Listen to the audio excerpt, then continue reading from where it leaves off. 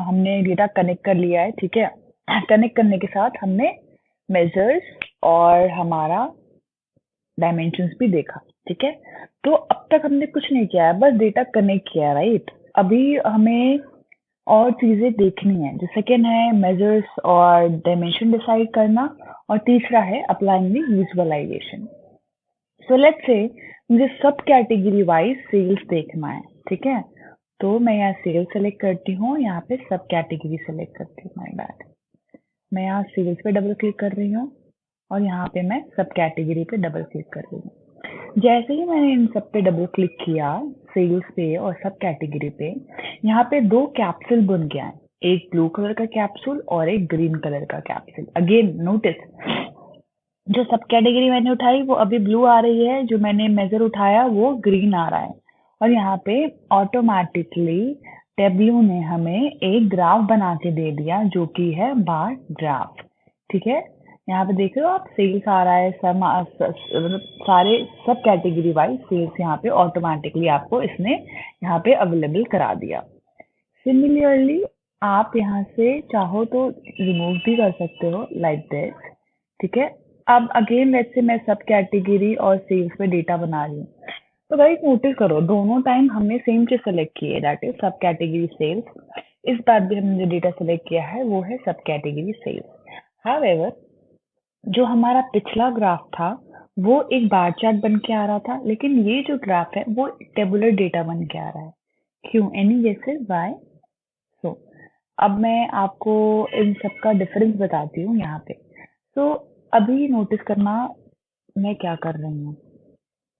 तो पहले मैंने स्टेट सेलेक्ट किया, सॉरी पहले मैंने सब कैटेगरी सेलेक्ट किया, my bad, just a second. ठीक,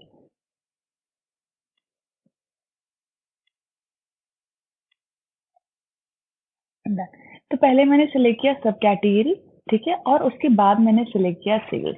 तो इसमें पहले सब कैटेगरी और दूसरी बार में सेल्स सेलेक्ट करती हूँ, तो मुझे टेबुलर डेटा आता है। That means if I am selecting first dimension और देन मेजर, तो मेरे पास टेबुलर डेटा आ रहा है। लेकिन वही इफ मैं पहले सब कैटेगरी नहीं सेलेक्ट करके पहले मैं सेल सेलेक्ट करती हूँ और दूसरी बार मैं सब कैटेगरी सेलेक्ट करती हूँ, तो मेरे पास एक बार ग्राफ आ रहा है।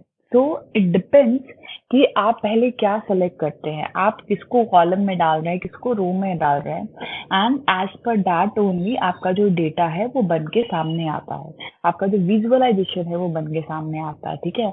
लेट्स से मैं यहाँ पे सब कैटेगरी हटा देती हूँ और इंस्टेड ऑफ सब कैटेगरी मैं यहाँ पे ऑर्डर डेट डालती हूँ, तो मुझे एक लाइन चार्ट मिलेगी, ठीक है। अभी आप देख रहे हो मुझे एक लाइन चार्ट मिल रही है, यहाँ से मैं इसको डायल व्यू कर देती हूँ, तो मुझे इस तरीके का लाइन चार्ट मिल जाएगा।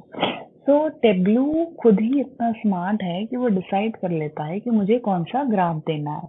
अब लेट्स से मैं इस पर्टिकुलर ग्राफ से सेटिस्फाइड नहीं हूँ, तो मैं चाहूँ तो यहाँ से चेंजेस कर सकती हूँ। फॉर एग्जांपल मुझे इसको बार ग्राफ बनाना है, मैं बार ग्राफ बना सकती हूँ।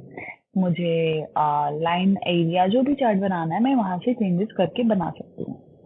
हाउएवर, इनिशियली जब भी हम इसको कॉलम्स और रोज सेलेक्ट करेंगे, तो हमें वो ऑटोमेटिकली बाय डिफॉल्ट एक चार्ट बना के देगा, और उसमें फर्दर हम चाहे तो चेंजेस कर सकते हैं, ठीक है।